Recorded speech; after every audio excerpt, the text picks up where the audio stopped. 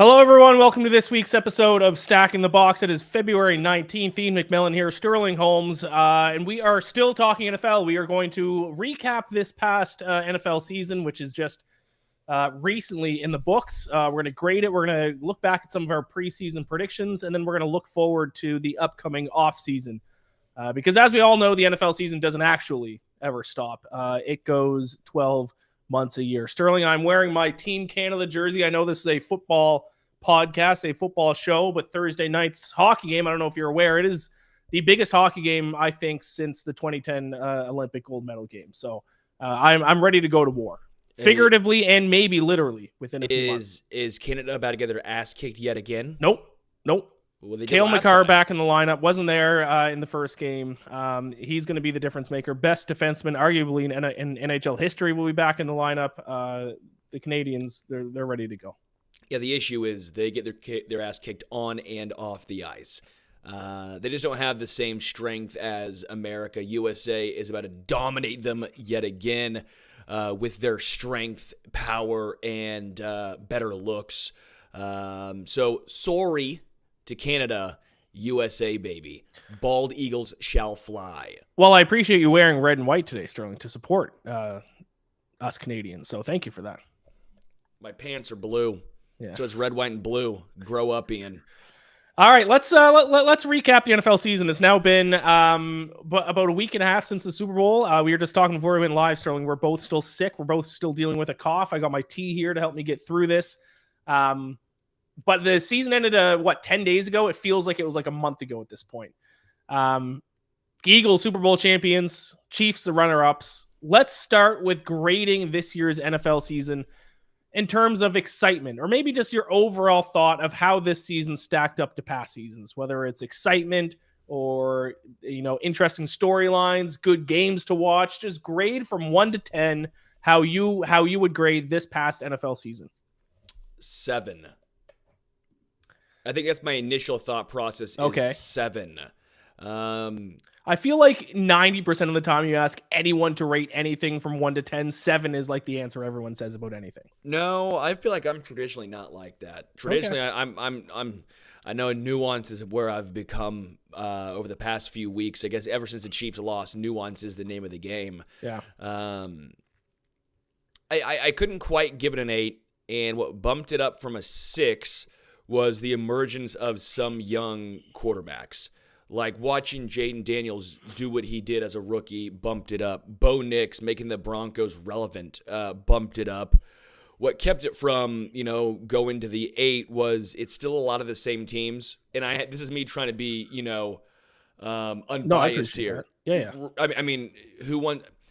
Chiefs, okay, they're there again. The reason why that's a 7 versus maybe even a 6, at least they were trying for history, right? They were trying for a three-peat. There was at least that storyline that was interesting. But the Eagles' main storyline was, okay, the running back is now important again, but the Eagles have been good in the NFC for a while now. The AFC, it was Chiefs-Bills yet again, with the Chiefs coming out on top yet again in the playoffs. It was the Ravens doing the exact same thing, a good regular season, yet collapsing in the playoffs. It felt like a lot of the same. It just felt like a lot of the same, I guess, which, again, If you're a Chiefs fan, that's okay. Again, I'm just trying to be unbiased here. I understand this year being almost more forgotten than lauded because it did feel like a continuation of the past couple seasons. You had the emergence of Washington. That was the big one. But it was the Rams again in the playoffs. It was the Eagles again in the playoffs. It was Green Bay again with Jordan Love in the playoffs. It didn't feel like a whole bunch of new. Outside of Washington, which Washington was a great story. Awesome. That was the big upset, and I guess unbiased, it felt like a continuation. So then let me ask you this. If that's a 7, then what would have to happen in NFL season for it to be like a 4 or a 5 for you? Yeah, I think a 4 or 5 would be like if the Falcons were in there. No, I think a 4 or 5 would be if a lot of injuries happened Yeah, that's a good And point. it There weren't ended many major injuries this year. That's a good point. like, what I'm saying, like, if the playoffs rolled around and then all the quarterbacks got in, like, kind of like with San Fran, like when Brock Purdy got injured, like, oh, that kind of sucks. And then CMC's now the quarterback, basically. Like, okay, and that's not even the full season. That's just a particular game. But I think that would constitute a 3 or 4 is if just a whole bunch of injuries transpired, a lot of quarterbacks, you're seeing just bad football being played. I guess that, in my mind, would constitute a 3 or 4. I would rate it a 4. Now I'm saying a 4 in like a true 1 to 10 rating system where like a 5 or 6 is average. I think this season was a notch below average. Now, in saying that, a below average football season is still way more entertaining than a 9 out of 10 basketball season or a 9 out of 10 hockey season. So let me preface it by saying that. But for a lot of the same reasons you brought up, it's the same teams again in the playoffs. It was the same Super Bowl that we saw 2 years ago. I think before the season, for non-Chiefs and Eagles and non-49ers fans, if you ask people what would have been the last Super Bowl matchup they would have want to see, 49ers Chiefs again probably would have been number 1, and then number 2 would have been Chiefs Eagles, and we got Chiefs Eagles. Now, it was interesting that the Eagles won this time around. Saquon Barkley kind of was the difference maker for that team. It wasn't completely uninteresting, but still at the end of the day, it was the same teams. And not only was it the same teams at the top, it was a lot less parity this season than what we normally get in the NFL. Just looking at it from a betting perspective, like there was a span, it was like no double-digit favorites lost from like week 5 or 4 all the way up until week 17 when the Giants upset the Colts. There were very few big upsets. All the top teams in each conference had these crazy records. All the bad teams there's a lot of 4-win teams this year. So I think the lack of parity, the fact it was the great teams were great, the bad teams were bad, and there were very few middle-of-the-road teams, made for a lot of boring Sundays, to be completely honest, in terms of results. This was a season that I felt defenses outplayed offenses, whether it was scheming, coaching, just a lack of great quarterback play. There's a lot of different answers you could have for that, but I do think the defense kind of had the advantage this season, which generally leads to less interesting games. It was still the NFL, though. It was still fun. I enjoyed the season. Am I maybe a little bit sour because I had a terrible betting season? Yes, absolutely. But if you truly rate it from a ranking of 1 to 10, with 1 being the worst season possible and 10 being the greatest season you ever watched, I think this falls at a 4, which is okay. Not every season can be an 8. Not every season can be a 9. You can't have seasons that you'd rank 8 or 9 without having an occasional season that you'd rank 3 or 4. It was a bad season, and that's okay. You need bad seasons. It's the yin and yang of life, Sterling. Yeah, I guess for me, when I did with 7, I think it was slightly above average. Maybe a 6 could have been more apt. I guess I just differ. And again, you know me, I'm trying to be nuanced, and I was trying to take the Chiefs a little bit out of it. But I do think the three-peat did play a part, trying to see something we have never witnessed before. If the Chiefs would have won the Super Bowl, I think you would have made it an 8, just because history, or maybe even again. I'm trying to be unbiased here. For myself, that'd be... But you can't totally be unbiased, though. 100%. Right. Just so you can't with the Falcons being ass this year. I get it. Right. If the Falcons were in the playoffs, I wouldn't have ranked it a 4. I would have ranked it at like a 5, probably. Yeah. Probably. So I guess that's where it's at. There were some fun storylines. I liked some of the youth movements. Again, seeing some of the young quarterbacks look good, and maybe that's me almost looking ahead, and maybe the precursor. But when I see that, it makes for a fun year, because that gives fan bases of bad teams hope. That gave Denver hope. It gave New England, I think, a little bit of hope with Drake May. I think even Atlanta, you have a little bit of hope with Michael Penix Jr. Was a great year for rookie quarterbacks. Yeah, and so Caleb Williams, again, my thoughts there. But again, I think he at least gave the Bears some sort of hope. So that's more or less where I'm at. Is I think most fan bases, even if your team was bad, hell, even the Panthers had a stretch where they looked pretty darn good for a little bit, where Bryce Young looked to have turned the page. So I guess maybe I'm viewing it from that standpoint, where did a fan base have something to look forward to? The ones that didn't, Giants did not, although Malik Neighbors looked good. Jets clearly did not. Saints did not. Saints looked bad. Raiders did not, but I still think that some of those bad teams did have at least some sort of, okay, we can see where the future could be going, but not in the East. Miami and the Jets, I'm sorry, that looks bad. New England's still a couple years away, but it looks like Buffalo's going to have a stranglehold on that like the Patriots did for a long, long time. Yeah, Jalen says in the chat, not a lot of variance going on in the NFL, which you two probably already mentioned. Yeah, exactly. Not a lot of variance, and unless you're a fan of one of those top teams, which Sterling, I don't blame you or for Chiefs fans for ranking the season probably higher than a fan of a non-playoff team, and I wouldn't blame Eagles fans. Producer Sean said in our behind the scenes chat here, best season ever. Yeah, I don't blame Eagles fans for calling this season a 10 out of 10. You can be you should be a little bit unbiased, but being a fan of a team obviously affects how you're going to enjoy the season. But for fans of teams that weren't in the playoffs, we wanted to kind of see some difference in the playoffs, and we saw pretty much more of the same, except this time the Eagles did win, which I was happy about. Yeah, only real difference was Washington.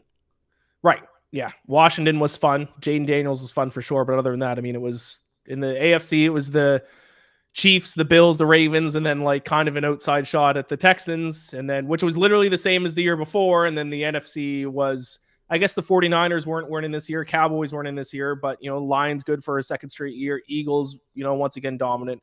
A lot of the same teams overall in the postseason. Packers in there again. Yeah, producer Sean, another good point. Sam Darnold and Bryce Young comebacks were fun. There were some redemption stories this year, I guess you could say, which is always fun. People like a good redemption story. But then with the Sam Darnold one, it was a redemption story until it wasn't. Yeah. All right, let's take a quick look back at some of our preseason picks to win awards, Sterling. If you remember, before the season started, we did a draft where we went back and forth and picked guys who we think would win awards.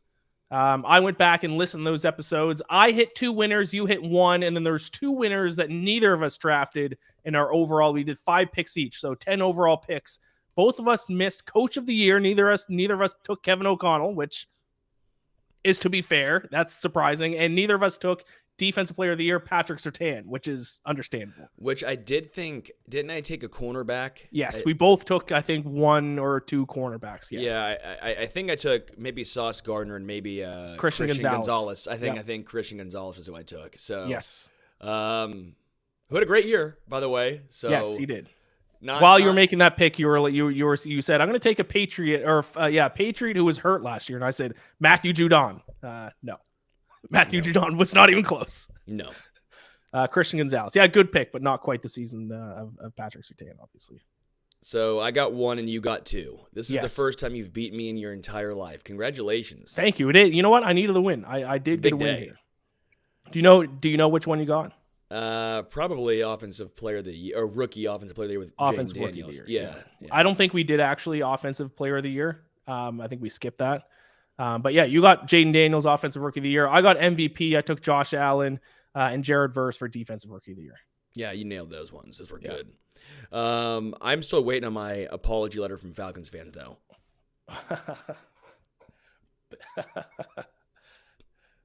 I don't think we owe you an apology. You said the Falcons had no great players, which is not true. Elite players. Which is still not true.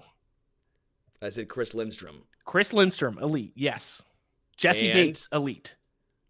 Drake London, really elite. I wouldn't say elite. Bijan Robinson, elite. We have 4 elite players. You have 2. You don't think Drake London's elite? You don't think top 5 in receiving yards is elite? He's great, not elite. Top 5. So top 5 is not elite. Are we in one statistic? Nice. Way to cherry pick. In the statistic, I too love cherries. In the statistic that measures like a receiver's production. Are they wild, Rainier, dark red, sweet, tart? I love cherries. Maraschino. I do want to address this comment by Jalen in the chat. Week to week, some of these matchups are trash. Brady spoke on it that the product on the field is declining. Yeah, and we've talked about that a few times throughout the season. I think part of the issue is that a lot of the times entertainment is based on offense, and I think just this season, yes, it wasn't a great product, but I do just think this season defenses kind of had a leg up on offenses, and it led to not a lot of explosive plays. It's been trending that way for a few years now. Yeah. It's been a while. And some teams have figured it out, like the Bengals, but the issue was their defense was so bad that it didn't matter. The Eagles were the best, most well-rounded team probably all season long. Yeah. Yeah, I think that's what it comes down to. I think that's a good call. The parity wasn't as good as in years past. The variance wasn't there. Good team, either 14-3 or 3-14. Yeah, I get it. Drake London, not a top 5 wide receiver. I disagree. I think he's 5. Seriously, I mean, Jamar Chase, Justin Jefferson. Yep. Puka Nacua. Okay. Amon-Ra St. Brown. That's 4. CeeDee Lamb. Okay, wow. Not CeeDee Lamb declined pretty heavily this year. Sure, he had a bad year. Who was letting him the football? Dak Prescott. Who was throwing Drake London the football? Kirk Cousins. Who threw for 500 yards in one game. Okay, so now you're a Kirk Cousins guy. Perfect. I've been a Kirk O'Bangs guy forever. Let's pick a team that we think is going to bounce back next season after a bad year. And I think there's some really good candidates for that this year in the NFL. Obviously, I'll name the obvious ones. The 49ers would be the most obvious team. Yeah, that you we could can't say, pick them. Don't pick them. It's too obvious. Yeah, it's dumb. There's an obvious one in the AFC. So I did this a couple of years ago. I've done pretty well with this. 2 years ago, I picked the Texans. When they got C.J. Stroud and Will Anderson, and that was a good one. Yep. Last year, my surprise team was Arizona. I don't know if that counts. They 8-9. They had a plus 21 point differential. That was better than the Rams. Yeah. Better than the Falcons. Okay, unnecessary, but you're right. Well, Falcons have the same record too, so I know. Better. I'm just trying to think of playoff teams. Better than Houston. Yeah, I mean, they weren't great. I think Arizona kind of let me down because they had a chance with about 5 games left in the season. They had the NFC West. Kyler Murray is a big issue with his play late in the season. It's been the same situation year after year after year where he shows you why he was drafted where he was, and then the last 5 games of the season seemingly collapse happens. Yeah. The injuries have probably taken a toll on him as well, just as far as stamina and all that stuff. But yeah, I liked Arizona last year. I was wrong. Trying to think.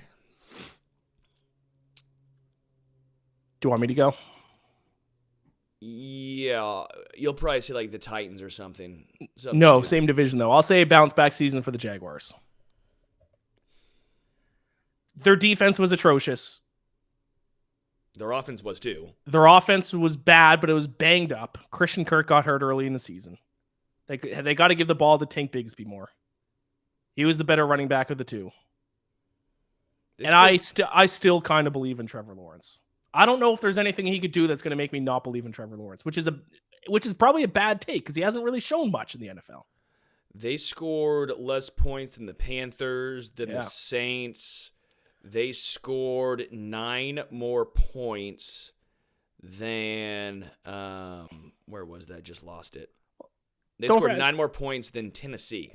Trevor Lawrence only played 10 games. Sure. Once he was a little hurt and the season was over, they just benched him.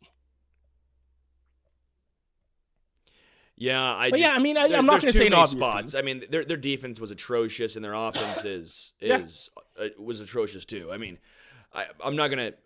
How you went out on a limb? I get that. Yes. I did that the past couple of years. I went with Houston, who was coming off of like a 2-15 season, and at Arizona, who was bad, and that didn't really hit. I guess if you're in the AFC, you're thinking Miami. No, I don't believe in them. Jets, depending on who they get at quarterback. Browns, I don't believe in at all. Bengals will be the obvious one in the AFC. Yeah, but they still went 9-8. What constitutes a turnaround? Do they have to go? If it's 4 wins, does that mean they have to go 13-4? I don't think they go 13-4. I think New England's probably the obvious one, but I don't think they make the playoffs next year. So I don't know if that's fair.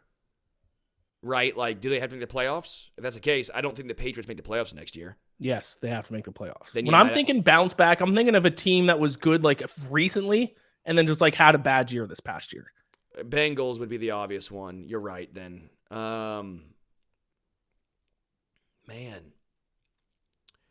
Maybe Cowboys. Cowboys is a decent call. 7-10. I could see him go in 11-6 next year, making the playoffs. I feel like I don't believe in the Bears. That division's still relatively tough. Even if Minnesota, we all expect to take some sort of regression, I think Green Bay and Detroit's still going to be there. I guess I'd go with Dallas, which is funny. I'm not a Cowboys guy at all. But I think if you're saying which team didn't make the playoffs, who won less than like 9 games, who will, I'd go Cowboys. I think a lot went wrong for the Cowboys this year. The most obvious team in the entire league, I think we can agree, is the 49ers, right? 49ers and the 49ers are like, they went 6-11. I think they're 5th on the odds to win the Super Bowl. Yeah, they'll be bad. Yeah. That was just a weird season for them. Although, I will say, I don't know if I'd put them 5th. I think they make the playoffs, but I don't think they're going to be that dominant 49ers team that we've seen in the past. I think that iteration's gone. I think Ayuk is not the same guy, and Deebo Samuel probably gone, and Deebo's not really that great to begin with. He might be the most overhyped player in the NFL. Yeah, they're 6th, 3rd in the NFC behind the Eagles and Lions. Yeah, that seems too much. That seems... No. I think they make the playoffs, but no, I think they're a wild card team. Okay, what about a team that we think is going to regress next season? So a team that had a great year this year, but next year they will be like the 49ers were this year or the Cowboys were this year and regress, miss the playoffs. So I feel like we shouldn't use the Vikings. Sorry, Vikings fans, but I'm fine with not using I have a different team. I think the Vikings are the obvious one. I could see the Broncos having some regression next year. That defense was just elite this year, and I just don't know if they can back that up. It's not me trying to be a Broncos hater. I don't think they're going to be bad. I just think they really outperformed what they were supposed to do, and everyone's going to bring up, with a block kick, we should have actually had one more win. No, you should have. You're correct. I get all that stuff. I just think Denver, to me, is more of like a maybe 8-9 team next year. And that's not a bad. They're building this the right way, but they really exceeded expectations this year. Yep. Minnesota's the one I think for me that takes a huge downturn. Yeah, it's hard to envision Minnesota going 14-3 next year. 12-5. Yeah, I'm gonna go on a limb and say the Commanders. The Commanders, now they could still be a playoff team, but I could see. Now I know I was going to say what's going to happen to them is what happened to Houston, but Houston had the same record the past 2 years. But even though they had the same record, the Houston team this year didn't feel as good as the Houston team the year before, and I could see something similar happen to Washington, but with the record as well, because Washington won a lot of coin flip games. The Hail Mary, the huge comeback against the Eagles, like the overtime against the Falcons. Like, they won a lot of coin flip games, and they still got a lot of issues, especially defensively. Their secondary is not that good. They only really have one weapon on offense at receiver, Terry McLaurin. They don't really have a number 2 guy. I think the Commanders will still be good. They're going to be a bad team next year, but I wouldn't be shocked if they missed the playoffs. Oh, because it was pretty much all Jalen Daniels. Right. Jaden Daniels, sorry. Jalen Daniels is the KU quarterback. Jaden Daniels was just so good. He carried that team. The offensive line wasn't very good either. The run game was fine. It was Terry McLaurin and who? They were just so efficient with Jaden Daniels. And you're right, just a lot of things went their way. As Sean points out in the chat, Commanders went 20 of 23 on 4th down this year. Yeah. Insane. That's hard to repeat. Yeah. So I think the command, and I mean, we saw it with CJ Stroud. CJ Stroud had an unbelievable rookie season. It wasn't bad this past year, but he took a little bit of a step back. I could see the same thing happen with Jaden Daniels. He has set the bar for himself so high, it's almost impossible for him to not regress at least a little bit in his sophomore year. And record-wise, probably the Chiefs too. I doubt the Chiefs go 15-2. Oh, yeah. Yeah, great point. Yeah, I mean, Chiefs are going to win the AFC West, and they'll be back in the Super Bowl, but in the regular season, they'll go 13-4, 11 12-5. 12-5, yeah. But they'll be back in the Super Bowl. Yes, correct. Again. We'll have the 3-peat next year. It'll be as in like the third time that it'll be Chiefs Eagles v3. That'll be fun.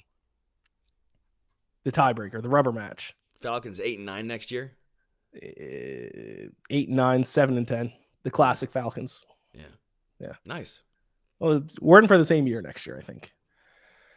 Let's talk with the Chiefs a little bit before we preview the offseason. Just talk to me what the Chiefs need to do this offseason. What do they, I guess, so we are talking about the offseason. What do the Chiefs need to do specifically? And then we'll get into some league-wide stuff. Fix the offensive line, which is impossible because left tackle you're just not getting. Chiefs fans don't want to hear it. We'll talk about it more in Arrowhead Addict. Pulled some numbers, ran some numbers. To get a great left tackle, you got to be drafting about the top 15. There's always outliers, but you don't want to count on an outlier. I'm trying to be realistic, not pessimistic, not optimistic, but realistic. Kansas City's probably going to have to go and re-sign DJ Humphries and have a camp battle with him in Kingsley Suamataia. They're probably losing Trey Smith. Offensive line is going to have their issues next year. Hopefully, Kingsley takes a step forward. Hopefully, you get a healthy DJ Humphries, all that stuff. But left tackle, I ran some numbers and looked at some stuff, and it's not great. It really isn't great. So just trying to be a realist there. So where do you spend the money? You can bolster the secondary. I think they really need to bolster the Chiefs secondary. Maybe Kendall Fuller, who was released from the Commanders, bring him home, bring him back. And then you got to get a run game. If you get a run game, that's going to help the offensive line. You got to have a running back who's explosive. Kareem Hunt at his age, Isaiah Pacheco with the injury, ain't going to cut it.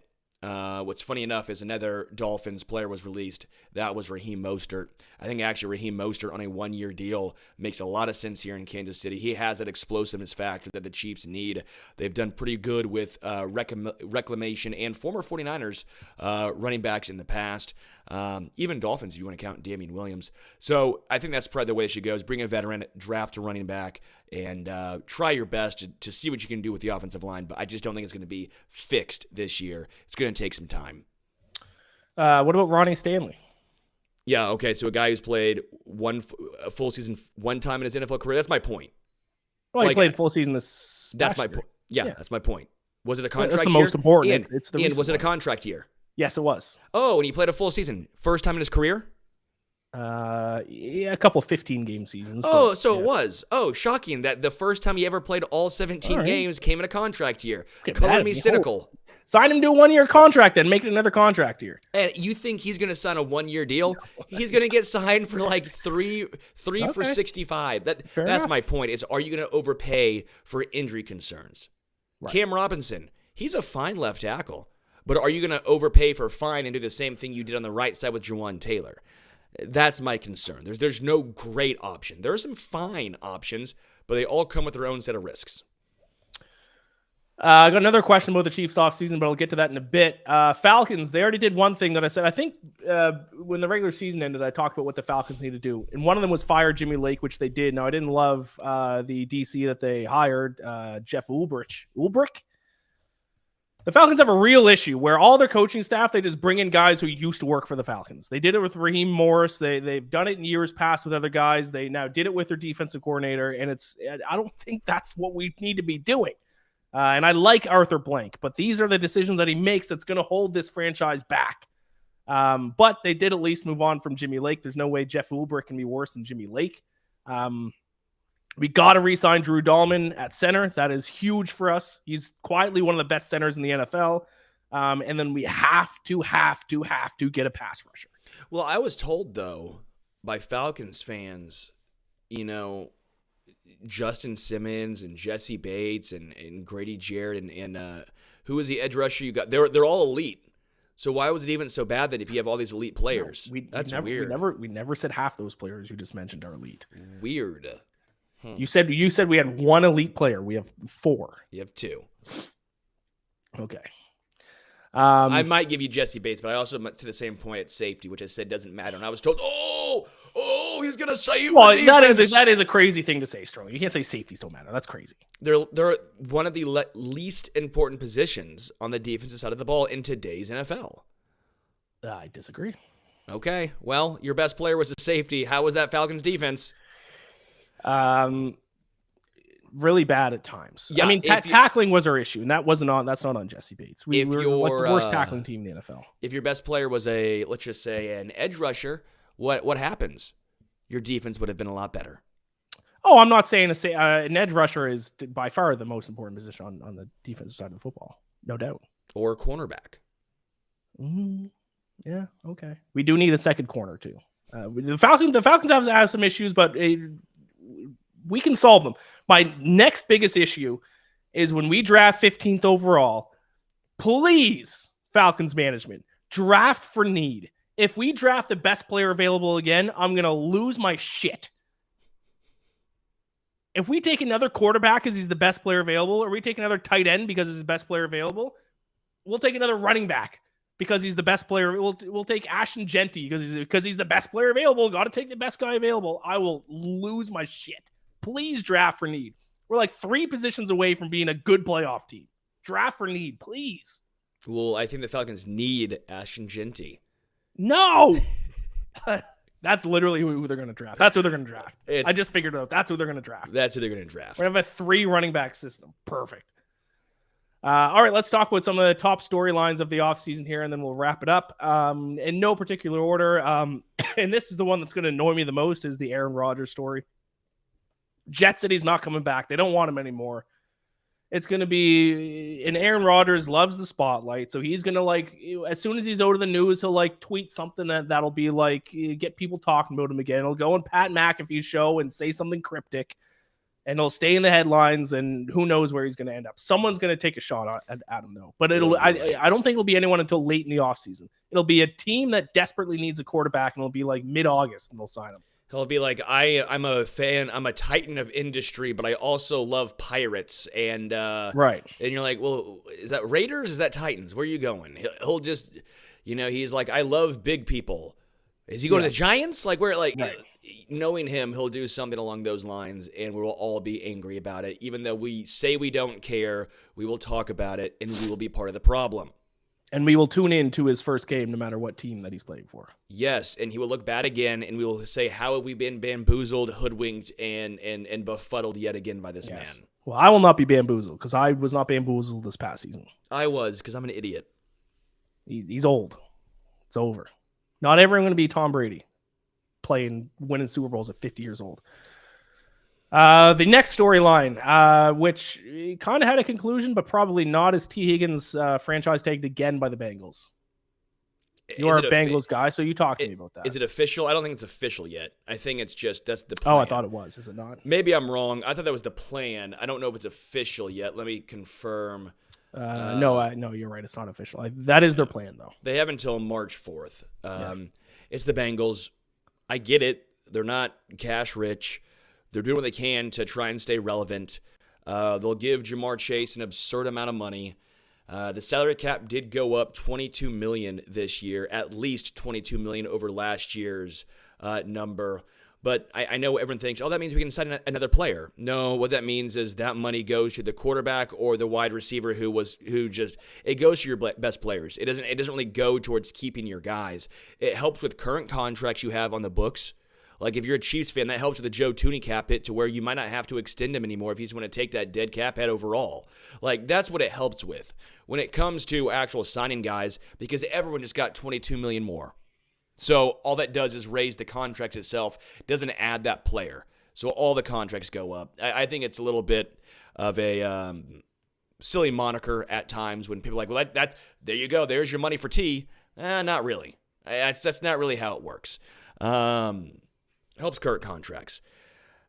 It does help the franchise tag, I guess, technically, because you have that money to work with. So I think Teagan stays in Cincinnati one more year. I do think he gets franchise tagged. Trey Hendrickson, I don't know what happens there. That's going to be an interesting situation. Jamar Chase, I think they come to a long-term extension with. I know Joe Burrow wants his guys, but I just think it's going to be too hard. I think it's going to be too hard for Joe to take a contract restructure, because I don't think it's really kicked in yet. This might be the first year of it really kicking in. Maybe it's the second year. But I'll say T. Higgins plays one more year in Cincinnati. We'll answer this question in the chat. Captain Joe King says, huge fan of the show, already subbed. This RB class is stacked. It is a stacked running back class, which is probably a good time for a stacked running back class to come in, because this season kind of proved how important running backs can be if you give them an offensive line. Between Judkins, so that's what, Quinshawn Judkins from Ohio State, and Scadaboo, who was the Arizona State? Yeah, Cam Scadaboo from Arizona State. Which one are you picking, just out of curiosity? Who is the best tight end? I'll let you handle the running back one. You're a little bit more of a college guy than me, sir. Well, that's tough. So what's interesting is going into this year, I would have been Quinshawn Judkins, and I wouldn't have even thought about it twice. I still think Judkins is probably the better NFL running back overall. But Cam Scadaboo went from a 5th, 6th, or 7th round guy who I've seen him mocked now as high as the 3rd round. He'll probably go in the 4th just because of what he did in the college football playoffs. I mean, he carried that Arizona State team. I will also point out, a little easier in college than the NFL. You can drag guys in college. You can do that. He's not doing the same thing in the NFL. What's interesting, and I hope everyone takes this the right way, not the wrong way, to me, he reminds me a lot of Clyde Edwards-Helaire in college. Clyde Edwards-Helaire was a first-round guy. It was like, what did he do great? I don't know what his best trait was, but he does everything well. That's kind of Cam Scadaboo. He does almost everything well, but there's not really an elite trait that stands out. It didn't work for Clyde. Different reasons, a lot of injuries early on. He actually had a good rookie year, but I think Cam Scadaboo is one of those guys who, he's a good pass catcher, a willing pass protector.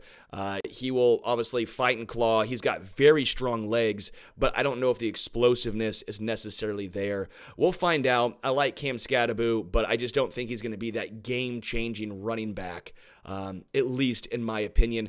Very excited for him to prove me wrong, though, because he's proved everyone wrong like he has in college. Just such an enjoyable guy to watch. I'm rooting for him either way. You think the Chiefs might take a running back? 32, 31 overall? I actually said Cam Scadaboo. Yeah. I would get him with Raheem Mostert. I think you get the explosive guy with Raheem Mostert, the veteran, on like a 1-year deal, and then you get Cam Scadaboo as your pass catching back guy who can kind of do a little bit of everything. That's what I would do personally. One guy who's young, one guy who's a veteran, and you probably just keep Isaiah Pacheco on your team because he's on the rookie deal. You move on from Kareem. You're probably moving on from Samaje Perine, although Samaje is a great third down back. That's probably how I see it breaking down, or what I would personally do. We'll see what the Chiefs do, though. I think you're going to see a very different running back room.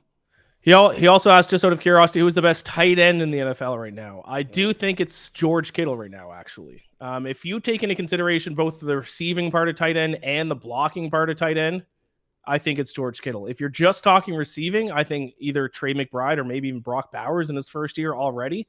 Brock Bowers, decent blocker this year, but that's definitely an area he needs to work on as he kind of gets used to the NFL level. In terms of the total package this year at tight end, I still think it's George Kittle. Yeah, but Bowers makes a good case. Yep. Bowers makes a good case. And Trey McBride does too. Trey McBride does. I love Trey McBride. I mean, that was the guy who was highest on for fantasy football. I think I had the first tight end off the board was me taking Trey McBride this year. I was so high on him, and he was incredible. He just couldn't score a touchdown. No, but that's a mixture of some things. That's not like a necessarily not on him. That's more or less just scheme and just bad luck. To be honest, bad luck. Variance, yeah, touchdown variance like that is not great. Yeah, I'd probably say the top three are those three guys. Kelsey's probably fourth. At least he probably was this year. Maybe fourth. You don't know. I don't know. All right. We talked about Aaron Rodgers. Now, two other quarterbacks that are going to be in the news a lot this offseason. One of them is obviously Sam Darnold. I think we can all agree he's probably not going to be back in Minnesota next season.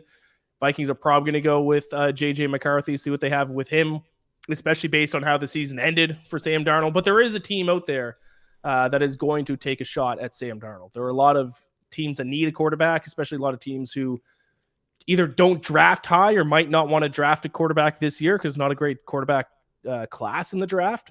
So where do you think Sam Darnold ends up? Man, great question. I think the Raiders are a good option. The Raiders are just trying to find stability now at this point. Like, even if they draft a quarterback, I wouldn't be surprised with Pete Carroll taking over. They're like, you know what? I know we're not going to be good, but we need stability. Sam Darnold's not this guy, but it's almost like Alex Smith with Kansas City, when it was like, we just need a guy to come in and bring us back to normalcy. We need a guy who can come in and at least not be embarrassing. Will Sam Darnold be able to replicate that without Kevin O'Connell and without Justin Jefferson? We'll find out. But Sam Darnold looked good overall. It wasn't just Justin Jefferson. It was, Addison. It was, I'm drawing a blank on the other wide, Josh Naylor. Jalen Naylor. Jalen Naylor. Yeah. Thank you. TJ Hawkinson, the tight end. Yeah. Sam Darnold looked really good all year long. Until the games really mattered. But that's not what we're talking about. The Raiders aren't going to be good and in playoff contention, but going after Pete Carroll, and if you'd get a guy like Sam Darnold, you are at least becoming a serious NFL football team, right? That's kind of how I would view it. I think they're probably the team that I would say makes the most sense to go out and get Sam Darnold. If you're Tennessee, you're probably drafting one. He's probably not going back to New York. That's the other team that'd be interesting. Giants. Probably not going to go back to the Jets, though. I wouldn't say Jets. I'd say Giants. Okay. Jets too. Yeah. Jets too. Giants though, they don't have that draft. Cam Ward and Shedeur is going to be off the table by then. Well, no, Giants pick 3. Yeah. Well, unless you're saying those guys don't go 1-2. One of the 2 quarterbacks should be. I don't think. Do the Browns go you're right. quarterback? Patriots. I forgot Patriots. Browns should take a quarterback. Patriots have 1, correct? I'm sorry. I just Titans have top pick, then Browns, then Giants. I don't think it's quarterback to start things off. I think Browns go Travis Hunter at number 2. Yeah. I could. Did I get that NFL draft mix up? Do I have it wrong? Maybe I have it wrong. I'm on Tankathon. No, you're probably right. I trust you more than me. Titans, Browns, Giants, Patriots, Jay, because the Patriots. Yes, that's why. That's my fault. I had the Giants. Patriots and won Patriots Week 18, switched. which screwed them. Yeah, I had those 2 teams switched, Patriots and Giants. That's on me. I had it as 1, 2, 3, 4. Okay. Well, they might go quarterback first 2 picks, and then if that's I would assume quarterback, and then which why it might be we might not see Sam Darnold sign with the team until after the draft, depending on where those quarterbacks go. Yeah, that would make the most sense. Yeah. Or maybe one team will pay Sam Darnold a ton of money and then spend a top 10 pick on a quarterback, like the Falcons did last year. Which in hindsight was a good call. The Atlanta Falcons. Well, hey, we're in a lot better shape now, considering we drafted Michael Penix than if we hadn't. Chestnut checkers. We'd be going back with Kirk Cousins, who was hurt in the second half of the season. I can confirm. So I spoke with Kirk Cousins in an interview that'll never see the light of day because it didn't record for some reason. But he did confirm he hurt his shoulder against the Saints in like week 10. So what you're saying is he's going to be the starting quarterback next year and take you guys back to the promised land. No, I am saying he is probably going to get traded somewhere, which was the next quarterback on the list to talk about. All those teams that we just talked about. I think where Kirk Cousins goes is the Jets. Oh, dude. No. No? No. They pick 7. Yeah, they're not getting a quarterback in the draft. The Jets just have to do something different. They can't keep trying the retread. I know he's younger than Rodgers, but doesn't it feel like you'd be doing the same thing? Yeah, but I don't put it past the Jets doing exactly that. Yeah, the Jets are dumb. Let's not forget. Let's not think about what teams should do. Let's think about what teams will do. Yeah, the Jets are dumb. Teams make dumb decisions all the time. Yeah. But you got to worry about the contract. That's what it comes down to. The Falcons would have to eat so much Falcons money. Are going to eat. Yeah, to move him. They're probably going to get. It's probably going to be similar to like the Russell Wilson situation last year. If that's the case, then yeah, the Jets. But that just feels too much like the Aaron Rodgers deal. I would be shocked. Same injury, Achilles. Yeah, I mean that's less of a locker room cancer though. Agreed. But. So yeah, Kirk Cousins, I mean, he's still under contract with Atlanta. Like I said, when I spoke to him, he said obviously he's not going to say anything about that, but he's currently under contract with Atlanta. And he does kind of have that built-in excuse where his shoulder was injured in the second half of the season, which a lot of people suspected. He threw for 500 yards in a game once last year. People forget. People do forget, and they will forget. It'll be a great trivia question in a few years. Who holds the record for the most passing yards in franchise history for the Falcons in a game? Kirk Cousins. Credit to me for bringing that up, by the way. Yeah, credit to you.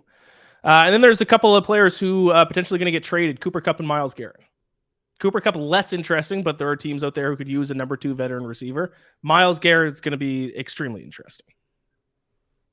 Both to the Chiefs, obviously. And we have an interview, Sterling, me and you, talking to Myles Garrett, which is now up on Stacking the Box YouTube channel, cut out as a solo little interview. So I encourage people to go watch that after the show. Truthfully, I think both have a good chance of going to Washington. I think Myles Garrett would be a great fit in Washington. I don't know if he wants that. I know he wants to go to a winner. That's been the main reason why. But when you've playing for when you've been playing for the Browns, Washington looks like a winner, right? They need an edge rusher in Washington bad. Yep. And makes a lot of sense. Makes a lot of sense. That's probably if I don't know what the odds are. I've not looked at any of that. But if we're up to me, I would I'd say my pick right now is Myles Garrett to Washington. Cooper Kupp, man. I would say Chiefs because of yak ability. Like the Chiefs need yak guys, and Cooper Kupp could be that. The Commanders are the betting favorites to be the next team for Myles Garrett. Well, that's a bummer. I didn't mean to be to pick that, but it's not like a huge favorite. There's a lot of it's Commanders, Eagles, him staying on the Browns, Bills, Lions, Bears, and they're all somewhat close. Chiefs 14-1. Falcons aren't even listed. Fine. Cooper Kupp, Denver. Denver makes a lot of sense. I'll go Myles Garrett goes to Washington and Cooper Kupp goes to Denver. All right. I'm thinking a young quarterback who could use a veteran, and who because by the way, it's why I praise Denver for getting out of the Russell Wilson contract when they did. Because if you bite the bullet and just take the $73 million cap hit last year, whatever it was, something absurd. Well, you ate it all at once. Which is what the Falcons are going to do with Kirk Cousins. If you eat it all at once, and they outperformed what they were supposed to do. But last year was a dead year. Yeah. This is the year you can actually start having some ramp up and start signing guys. Yeah. I think Cooper Kupp makes sense. I'll say Cooper Kupp to the Jacksonville Jaguars, who desperately need another receiver. Well, maybe not Christian Kirk. Yeah. I'll still say Cooper Kupp to the Jaguars. I will say Myles Garrett to you said Commanders, right? I'll go somewhere else. I'll say Myles Garrett to the Bills. That makes a ton of sense. The issue I had was I couldn't figure out how to make it work cap-wise with Von Miller. Yeah. I'd have to do some more research into that, but I personally was having trouble trying to figure out how could they sign Myles Garrett with the Von Miller contract. Yeah. So, last question before we wrap it up. Travis Kelce, Sterling, is he retiring this offseason? His comments aren't great. Not ideal. His contract's not great. Not ideal. They kind of paid him to be the guy still, and he was not the guy. It's going to be about a $19.5 million cap hit if he comes back. That's huge. I think he comes back one more year, though, and I wouldn't be surprised if they restructure that in some sort of sense as well. I just can't see Travis Kelce ending on that note. He's a show pony as well. I would be pretty perplexed if he didn't do like a final like announcing it and just doing one more year with cameras all around him. And hey, I'm honest, right? Like I'm like I know that like from what we've seen, he likes that. I think he'll go one more year in KC. I think he finishes his contract out with a slightly restructure on it, and he goes out on top. That's what I think we see. Goes out on top. The Chiefs win the Super Bowl next year? We'll find out. Sure looks like it. Probably. I'm laughing because you're right. I've seen some people say because Travis Kelce's kind of hinting at it now, that means he's definitely going to retire. I feel like that's the opposite. I feel like almost every like star player late in their career for like 3 to 4 seasons, right after the season's over, that's when they say they're going to retire because like they're exhausted from the season. It's been a long season, especially for a team that's been to 3 straight Super Bowls. Now, if he says the same thing in, mid-June, then I'll be like, okay, that's not good. But these players at the end of the season always, Sean McVay almost retired after the Super Bowl a couple years ago. We'll know by, was it May 14th or March 14th, the absolute last day, because that's when part of the contract becomes like guaranteed and stuff. So you'll have to know by we'll know within a month. Yeah, but all I'm saying, he's so exhausted. 3 straight Super Bowls. Like right now he's going to lean to retire, but like give him a month with no football and he'll be itching to go again. Oh, 60 games in 3 years, basically. Yeah, it's crazy. All right, that's the show. Thank you all so much for watching and listening. Stacking the Box. Subscribe to Stacking the Box on YouTube. Go ahead and check out the videos that are going up on YouTube. Some of the cutout interviews from our live streams at Radio Row during Super Bowl week are getting posted there, including the Myles Garrett one. So you can check those out without having to scroll through the 6-hour long live streams. So check those out. Sterling, final thoughts. I am still sad that we did not three-peat, but we move on. And I just think to myself, at least we're not the Falcons. Yeah, Chiefs fans, you have nothing to be upset about. I mean, you have Patrick Mahomes. You're going to be a Super Bowl contender for the next 13 years. My final thought is go Canada, go. Our country's down bad. We need a win. Between the 51st state stuff, the tariff stuff, the losing in the round robin, things aren't going well for Canada. The housing crisis, our prime minister is stepping down. Canada's in a rough spot right now. We need a win on Thursday night. Let's go. Go Canada, go. Thank you all so much for watching. We'll be back next week, Wednesday, 5 p.m. Eastern. Bye.